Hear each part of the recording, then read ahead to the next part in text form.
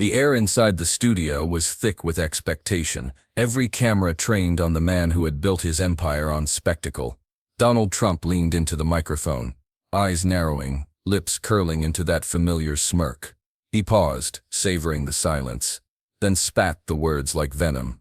Woke, trash. The insult wasn't subtle, it was designed to sting, to humiliate, to make the crowd roar.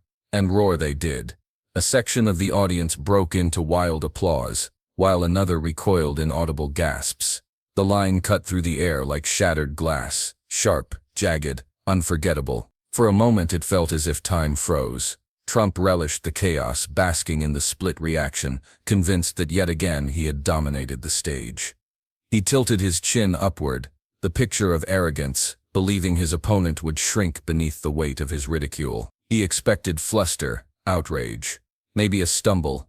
That was always the script he wrote for his adversaries. Provoke, belittle, watch them break. But across the stage, Jasmine Crockett did not move. She did not flinch. The camera lens, hungry for drama, zoomed in on her face, serene, composed, unwavering. Her eyes locked onto him with the kind of calm that unsettles louder men, the kind of stillness that carries more power than 1,000 insults. The contrast was cinematic, Trump's swaggering bluster against Crockett's silent, radiant composure. The audience shifted uneasily, sensing something they had not anticipated. It wasn't the usual sparring match, the chaotic back and forth where Trump's voice drowned everything else. No, something was building, slow and steady, and it was emanating from the woman he had just tried to reduce to a soundbite. Trump smirked wider, mistaking her silence for weakness. He leaned back, as if satisfied, as if he had already won the night with those two ugly words. His supporters chuckled, nudging each other, certain they had witnessed another classic Trump moment. But the rest of the crowd wasn't laughing. They were waiting to see if this woman would fight fire with fire or if she had something else up her sleeve. And then, without raising her voice, without losing her poise, Jasmine Crockett opened her mouth. What she said next would flip the script and silence Trump's smirk. This wasn't just another insult from Donald Trump. It wasn't just another night on television where the former president unleashed the kind of language that had defined his career. Crude, dismissive, and weaponized to demean. To many watching, those two words, woke, trash, felt like a boiling point. They weren't aimed only at Jasmine Crockett. They were aimed at an entire generation, at communities who had been told for years that their very identities were punchlines. For years, Trump had built a brand on belittling. He mocked a reporter with a disability, sneered at immigrants, hurled insults at women in politics and media, and branded opponents with nicknames designed to stick like glue. It was his strategy: keep people off balance, make them feel smaller and thrive in the chaos it created. To his loyal base, this was strength. To millions of others, it was cruelty masquerading as entertainment. And tonight, live on television, he reached for the same playbook again. But this time, the stage was different. And so was his opponent. Jasmine Crockett wasn't just standing there for herself.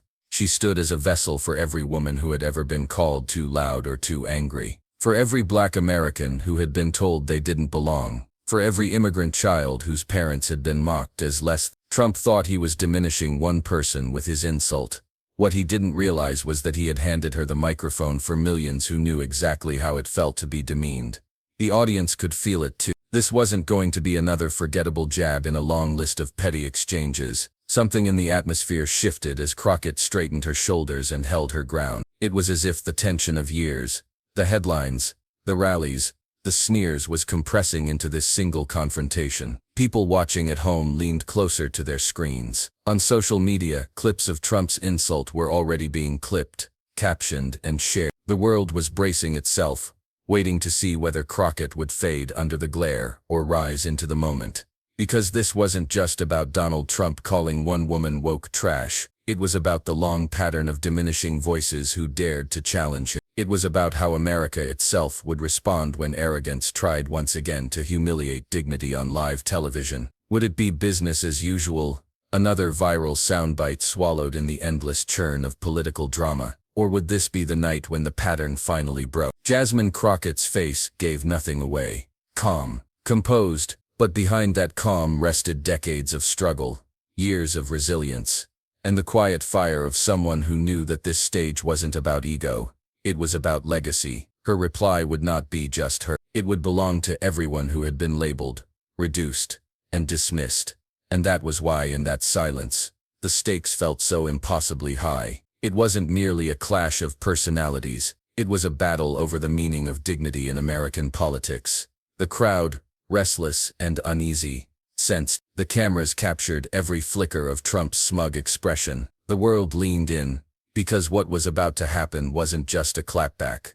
It was political history being written live on air. Arrogance has always been Donald Trump's most recognizable weapon, and his most predictable weakness. Long before he entered politics, he cultivated an image of the unshakable strongman, the businessman who never backed down, the television boss who relished firing people for sport. He turned humiliation into theater, and cruelty into currency. By the time he strode onto the political stage, the persona was perfected. The sneer, the taunt, the exaggerated hand gestures that signaled not policy or substance, but dominance. To his supporters, it was refreshing. To his critics, it was corrosive. To Trump himself, it was survival. From the moment he descended that golden escalator in 2015, Trump made it clear how he would fight with insults sharper than knives. He branded opponents with nicknames designed to stick like scars. Little Marco, Crooked Hillary, Sleepy J. These weren't random jabs. They were deliberate weapons, crafted to belittle and destabilize. And too often, they worked. His opponents sputtered, defended, and sometimes folded under the barrage. Trump learned that if he could reduce his rivals to punchlines, he didn't need to win arguments. He just needed to own the stage.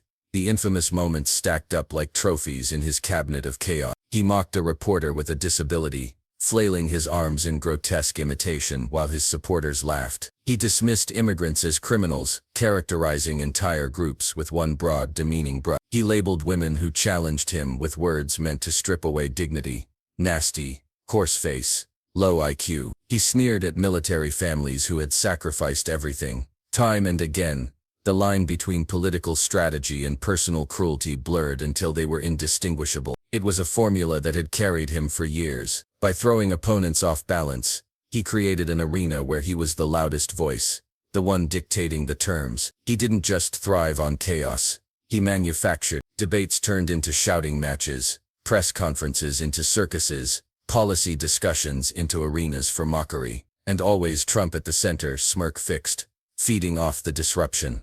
But this time, something was different. As he leaned into the mic and spat the words "woke trash," he believed he was playing the same game he had always played. He expected the same results: rattle the opponent, dominate the exchange, claim victory through insult. But the woman standing across from him wasn't the typical foil. Jasmine Crockett had spent her career facing dismissals, enduring prejudice, and refusing to shrink. Unlike so many who had wilted under Trump's taunts, she had built her strength in arenas where insults were not shocking.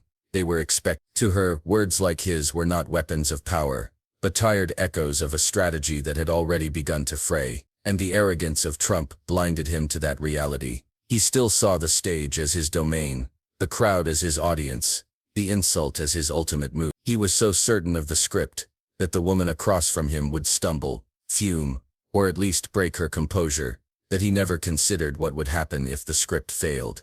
It wasn't just arrogance, it was complacency, bred from years of watching others falter in his shadow. But tonight, under the harsh glare of the cameras, that complacency was about to meet its reckoning. Trump smiled as if the exchange was already over. He believed the insult was the exclamation point on his dominance. But what he didn't know was that his insult had set the stage for a reversal more devastating than any attack he had launched before. The crowd wasn't cheering as loudly as he expected.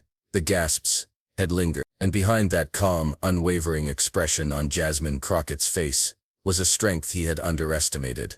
For once, Trump wasn't facing a foe who crumbled. He was facing Jasmine Crockett. Before Jasmine Crockett ever stood under the searing lights of national television, before her name trended in hashtags and her words echoed across millions of screens, she was a young woman from Texas, with a fierce determination to fight for those who had been overlooked. She wasn't born into political dynasties, nor did she inherit wealth or privilege. What she carried instead was sharper, a hunger for justice, and an unwavering belief that every person deserved dignity. Her path began in the courtroom, where she built a reputation not just as an attorney, but as a defender of the forgotten. While many chased high-paying firms and corporate clients, Crockett chose to represent the marginalized, the ones who couldn't afford to fight on their own. She stood beside young men who had been profiled, women who had been silenced, families struggling against systems rigged to keep them small. It was here, in the gritty battles of everyday justice, that she sharpened the wit and steel that would one day define her on a much larger stage. Colleagues remember her cross-examinations,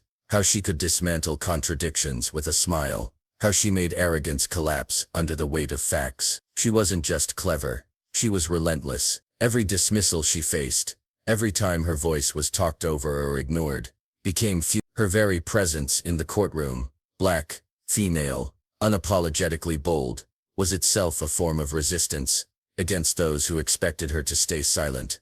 That resistance became her trademark. It carried her into politics, where she refused to play the role of a quiet freshman. In Congress, Crockett's voice was as sharp as her pen. She challenged policies that stripped rights, called out hypocrisy without hesitation, and refused to let her colleagues forget the human cost of their decisions. When debates grew tense, when tempers flared, she never retreated. Instead, she leaned into confrontation with a calm, almost surgical precision. And yet beyond the fire, there was something deeper: authenticity. Crockett never tried to smooth the edges of who she was. She did not shrink from labels that others might wield as slurs. She carried her identity proudly, turning every attempt to shame her into a shield of resilience. To her supporters, she wasn't just another politician. She was proof that you could stand tall in the storm, that you could be fully yourself, loud, sharp, unapologetic, and still carve a place in a system built to exclude you. This authenticity resonated beyond the walls of Washington,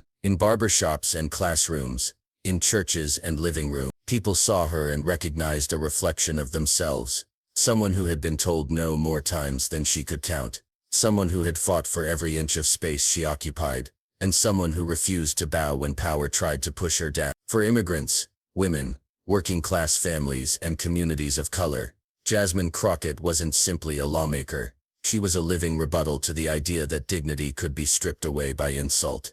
That's what made this moment with Trump so electric. Because Crockett had been preparing her entire life for encounters like this. Every dismissal in a courtroom, every interruption in Congress, every sideways glance at her audacity, each one had forged a resilience that arrogance could not penetrate. Trump believed he was facing just another opponent. What he failed to realize was that Crockett was something more dangerous. A woman who had turned every scar into strength, every battle into proof that she would not be broken. And when he called her woke trash, he wasn't merely attacking Jasmine Crockett the politician. He was swinging at Jasmine Crockett, the symbol of struggle, of resistance, of the countless who had endured words like his, and kept standing anyway. The cameras captured her stillness in that moment, the quiet strength in her eyes. She wasn't rattled, because she had heard worse, lived through worse, fought through worse. What Trump mistook for silence was in fact the gathering of a storm. And when Trump tried to strip her dignity with 2 words,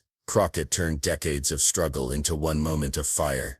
The studio air grew heavier as the insult lingered. Trump, sensing the sharp reaction in the crowd, leaned further into the attack. He thrived on doubling down, on convincing himself that one insult wasn't enough, that repetition made the wound deeper. His voice rose as he piled on, tossing out phrases meant to diminish, to ridicule, to frame Crockett as nothing more than a caricature.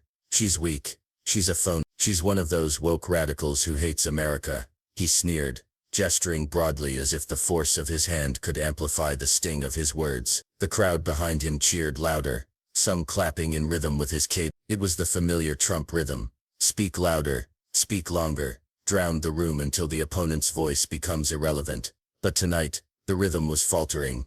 Jasmine Crockett didn't raise her voice to match him. She didn't cut him off, didn't roll her eyes or wave her. She simply stood there, still as a mountain, eyes locked on him with a calm that unsettled even those rooting for his tirade. The cameras noticed it immediately. The split screen told the story.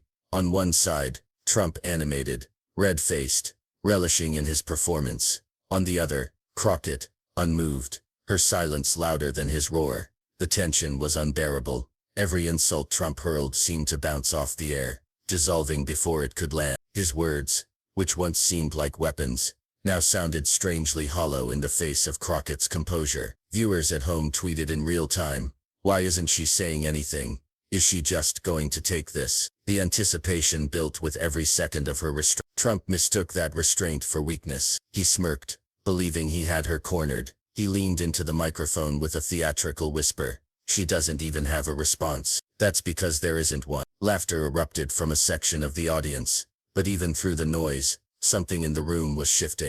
The other half of the crowd wasn't laughing. They were waiting. The silence wasn't emptiness, it was tension, stretched so tight it could snap at any moment. Crockett's composure had become its own form of theater, a defiance that cut deeper than shouting ever could.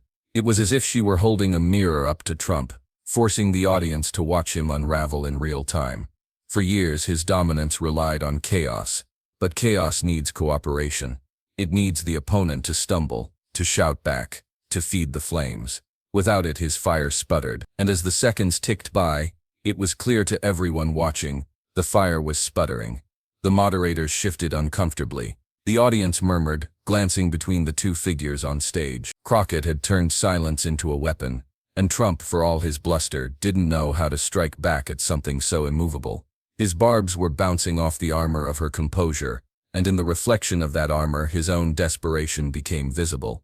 Everyone was waiting. Would she break? Would she snap? Would the calm finally fracture into anger, giving Trump the reaction he craved? Instead, she did something far more devastating. The silence was so thick it could have been cut with a knife. Trump leaned back, satisfied with himself, waiting for the outburst, waiting for the stumble, waiting for the crack that would prove him right. But Jasmine Crockett did not crack. She did not stumble. She did not raise her voice or rush to defend herself. Instead, she leaned ever so slightly forward, eyes steady, voice calm, tone sharp enough to slice through the tension. "Mr. Trump," she began, her cadence deliberate, "I've spent my life fighting for people who don't have the luxury of sneering down at others from golden towers. So when you call me woke trash, let's be very clear about what you mean." The audience shifted, the words hanging in the air. She paused, letting the weight of her opening lines settle like thunder rolling in the distance. Trump's smirk faltered for the first time. "You mean the single mother who works 2 jobs and still makes time to vote? You mean the young immigrant who believes in the American promise, even when politicians like you try to slam the door in their face? You mean the veterans who come home expecting dignity but get called disposable by the same man who once mocked POWs for being captured?" Gasps rippled through the crowd. Crockett's tone never wavered. No shouting, no rage, just precision, each line falling like a hammer on steel. She wasn't speaking just for herself, she was speaking for millions. "You mean every black woman in this country who has ever been told she's too loud, too angry, too much, when in reality she's carrying this democracy on her shoulders?" A cheer erupted, cutting through the studio. Crockett's eyes never left Trump's. She was in full command now, her words measured like the blows of a fencer, each strike deliberate, unavoidable. "And if that's what you call woke trash," she continued, her voice tightening, "then I am proud to stand with every so-called piece of trash who has built this country, defended this country, and kept believing in this country long after you gave up on anything but yourself." The applause that followed was deafening. Trump shifted in his seat, a flash of discomfort crossing his face. He opened his mouth to interrupt, but Crockett raised a single hand, not high, not aggressive, just enough to command the stage, and the room obeyed her. "Let's talk about trash, Mr. Trump," she said, the calm cutting sharper than fury ever could. "Trash is bankrupting businesses while workers lose their jobs. Trash is using the presidency to enrich yourself while millions struggle. Trash is mocking women, immigrants, soldiers, anyone who dared to be different, all because you thought cruelty made you powerful."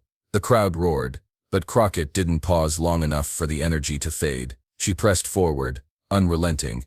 "You call me Sir, you're confusing me with the reflection in your own mirror." The words landed like a strike to the chest. The audience exploded, gasps, laughter, thunderous applause. Even those who came to cheer for Trump shifted uncomfortably, caught between loyalty and the undeniable force of what they had just heard. Trump tried to laugh it off, tilting his head back, shaking his shoulders as if to brush away the sting. But the sound that came out wasn't the booming confidence of a man in control. It was thin, hollow, forced, and for the first time it wasn't met with laughter from the crowd. The world wasn't laughing with him anymore. Crockett leaned back slightly, letting the noise wash over the room, then delivered the closing blow, voice steady, calm, almost tender.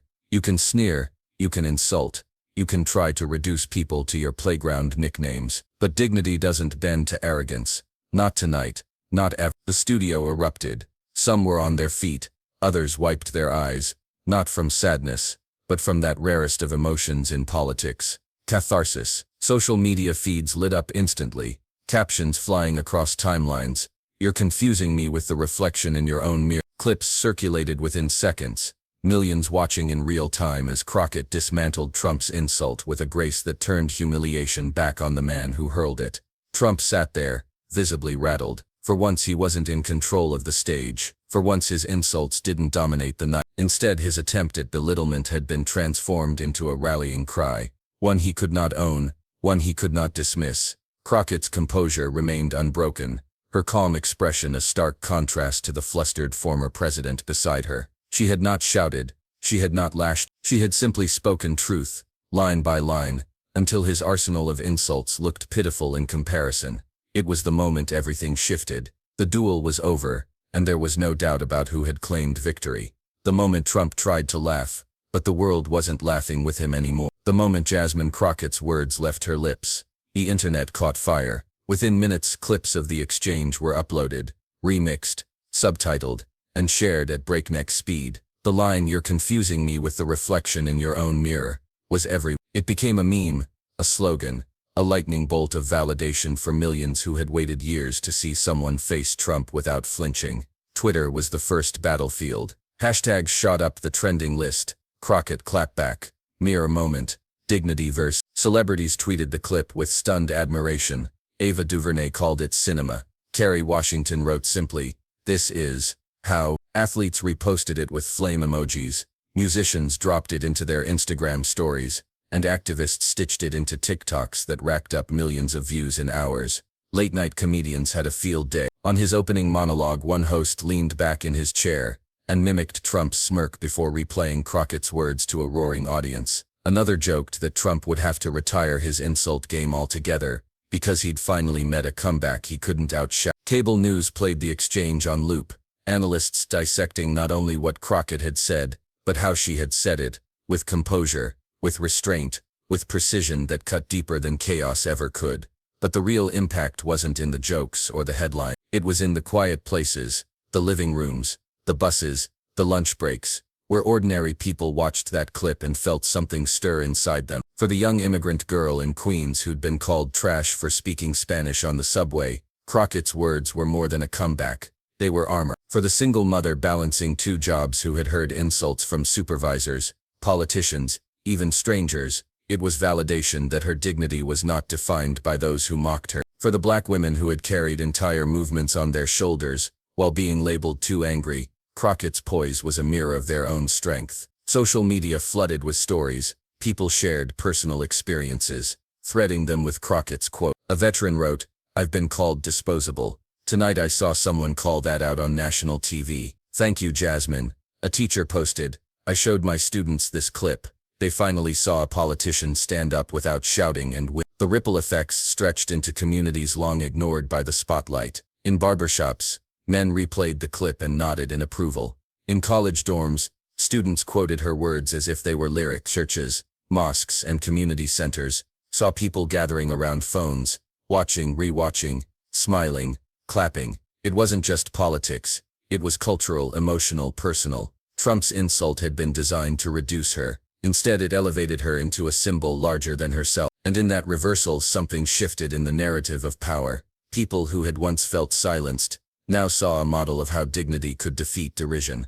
Of course, Trump loyalists pushed back. Right-wing commentators scrambled to downplay the moment, calling it scripted or overblown. But their words were drowned out by the sheer volume of voices celebrating Crockett's composure. The cultural tide was too strong. The internet wasn't just laughing at Trump's failed insult. It was celebrating the woman who had dismantled it with grace. And through it all, Crockett herself remained composed. She didn't gloat. She didn't spike the football. She let the clip speak for itself, a choice that only amplified its resonance. The less she bragged, the more others lifted her up. She became not just the voice in the clip, but the image of calm defiance that everyone else could project themselves onto. The debate stage had been just one night, one moment, but in the aftermath it felt like a cultural earthquake. The laughter, the memes, the trending hashtags, those were the surface-level tremors. What truly mattered was deeper, the way people who had been dismissed, insulted or belittled felt seen.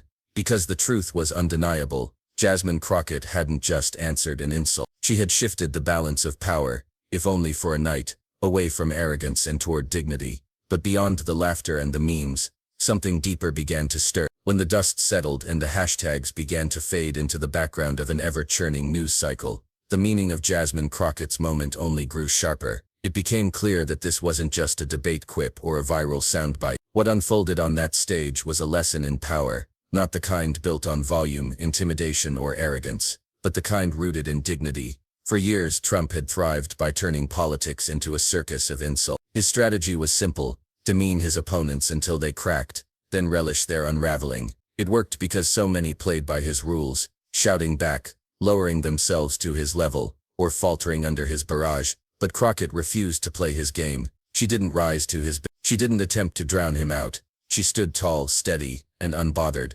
allowing her calm to cut louder than his rage ever could.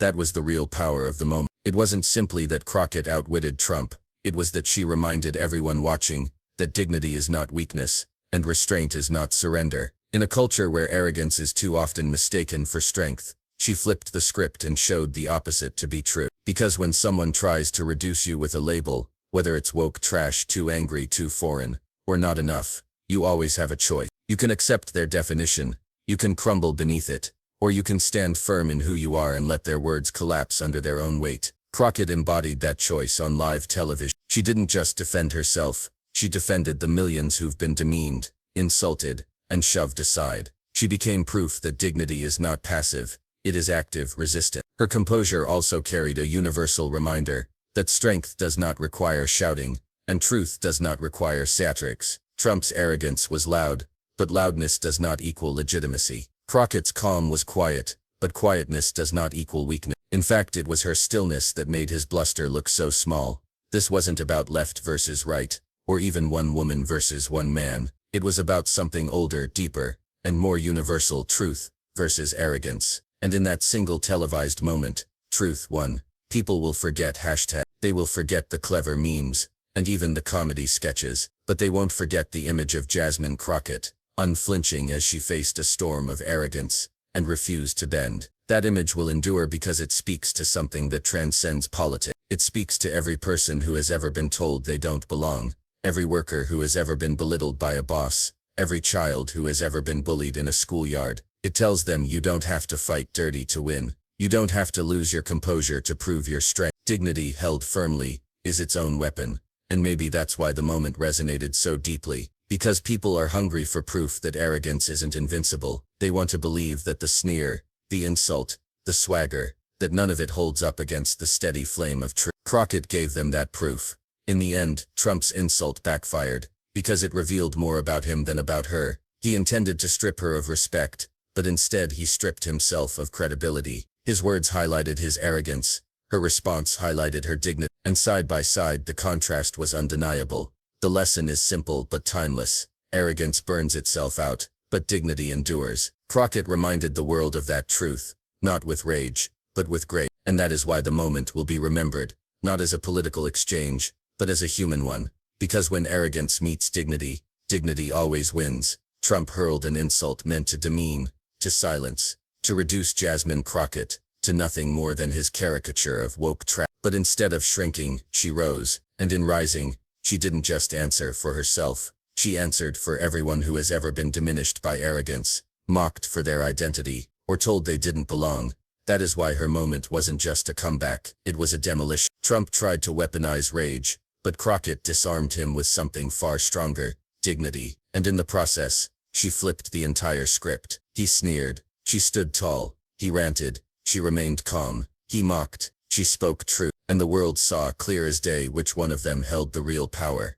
This is the heart of the story. Dignity is greater than arrogance, and calm will always cut deeper than rage. Crockett proved it live before millions, and in doing so reminded us all that arrogance doesn't win, unless we allow it to. And so here is the charge. If you believe in voices like Jasmine Crockett's, if you want to see dignity truth, and courage amplified instead of arrogance and cruelty. Don't let this moment fade. Share it, subscribe, spread it, because every time her words are echoed, every time her composure is remembered, we are reminded of a larger truth that cannot be silenced. When arrogance meets dignity, dignity always wins.